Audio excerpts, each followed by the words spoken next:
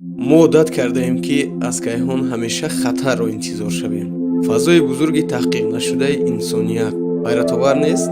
ин ҷо таркишҳои азим ба вуҷуд меоянд. Астероидҳо ва кометаҳо бо суръати баланд ҳаракат менамоянд ва сурохиҳои сиёҳ пайдо мегарданд. ин ҳама метавонад сабаби нест гардидани сайёраи Замин шавад. аммо чӣ мешавад, ки як чизи хурдакаки оддӣ ба мисли сӯзани дузандагӣ дар кайҳон бошаду ва суръаташро баробар ба суръати рӯшноӣ кунад ва ба Замин бархӯрад? Чунин аст мавзӯи мо, ки имрӯз бароятон нақл мекунам. Салом, ман Файзиддин. То ҳол ягон техника наметавонад аз рӯи суръати рӯшноӣ ё аз он зудтар ҳаракат кунад.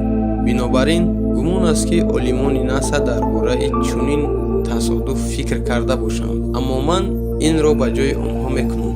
имрӯз шумо мефаҳмед то чӣ андоза хатарнок будани чизи хурдакакеро вақти суръаташонро баланд кунем. сайёраи моро ҳамеша ҷирмҳои гуногуни кайҳонӣ ҳамла менамоянд. қисми зиёди онҳоро мо пай намебарем, чунки дар атмосфера месӯзанд. баъзан вақт онҳо ба зери назари инсонҳо намерасанд. барои мисол, метеорити Челябинск ё ин ки он метеорите, ки бар асари он динозаврҳо ҳалок гаштанд. гап дар сари ин аст, ки ҷирмҳои осмонӣ хело ҳам оҳиста ҳаракат мекунанд. албатта, ки дар миқёси кайҳон, масалан метеорити Челябинск, ки бо суръати 60 то 69 ҳазор километр соат ҳаракат мекард. акнун тасаввур кунед, олимон хабар медиҳанд, ки ба сӯи Замин як ҷирми осмонии номаълум бо суръати рӯшноӣ ҳаракат мекунад. вай хеле хурд аст, ҳатто андозаи сӯзан ё ин ки рег. ва агар шумо дар ин ҳол фикр кардед, ки хавотир шудан лозим нест, хато кардед. чизе, ки дар нигоҳи аввал назарногир метобад, дар асл бошад хатари ҷиддиест барои сайёраи мо, ки оқибаташ даҳшатнок аст. гап сари суръат меравад. барои мисол, мошинро мегирем. агар он аз рӯи суръати 50 км соат ҳаракат намояд ва бо инсон бархӯрад, инсон зинда мемонад. ва агар суръатро ба 65 км баланд бардорем, инсон ба ҳалокат мерасад ё ин ки захмҳои вазнин мебардорад. суръати рӯшноӣ бошад 3000 км сонияро ташкил медиҳад, ки ин хело ҳам зиёд аст. дар табиат аз рӯи суръати рӯшноӣ танҳо худи рӯшноӣ ва шуъоҳои электромагнитӣ паҳн мегардад ва боз мавҷҳои ҷозибавӣ.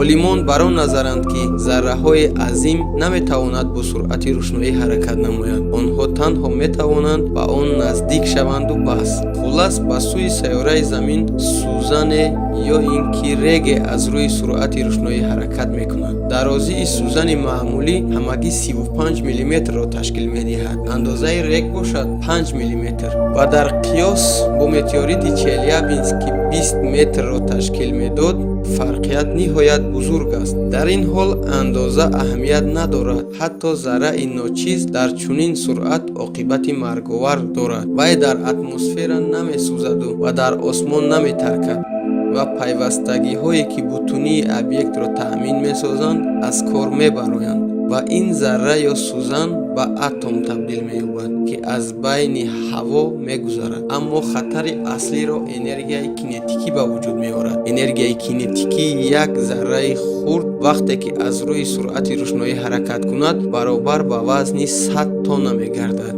ки аз баландии 15 ошёнагӣ партофта шудааст.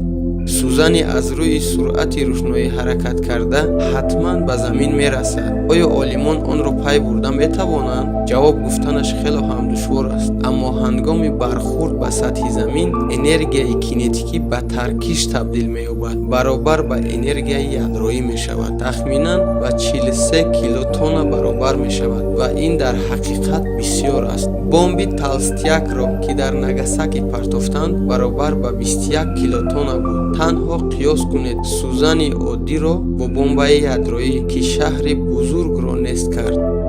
барои фаҳмидан бояд шаҳрро интихоб кунем. барои мисол Нью-Йоркро интихоб мекунем. Куҷо метавонист ин сӯзане ки аз рӯи суръати рӯшноӣ ҳаракат кунад биафтад? Чун аз рӯи филмҳо мебинем ки ҳамаи фалокатҳо дар Нью-Йорк рух медиҳад. Агар ин ҷо бо чунин қувва бомбаи атомӣ афтад, қисми зиёди Нью-Йорк ва гирду атрофи он нест мегардад. ҳатто дар масофаи 4 километр биноҳо ба замин яксон хоҳанд гашт. Инчунин ин сӯзан вақти ба замин задан аз худ чуқурии бузургро боқӣ мемонад. боз нуқтаи назари дигар ҳам инҷо ҷой дорад. вақте ки сӯзан ба замин мезанад ва дар қишри он нест мешавад, аз нуқтаи афтиш ба тарафҳо абрҳои плазмавӣ паҳн мегардад.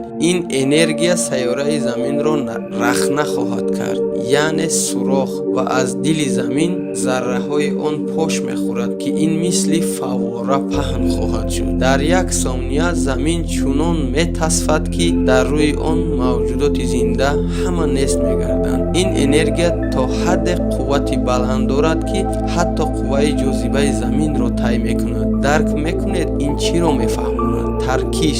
замин дар як мижа задан ба зарраҳое табдил хоҳанд ёфт. системаи офтобӣ барои ҳамешагӣ тағйир хоҳад ёфт бар асари як сӯзан. аммо ҳамаи инро мо фарз кардем.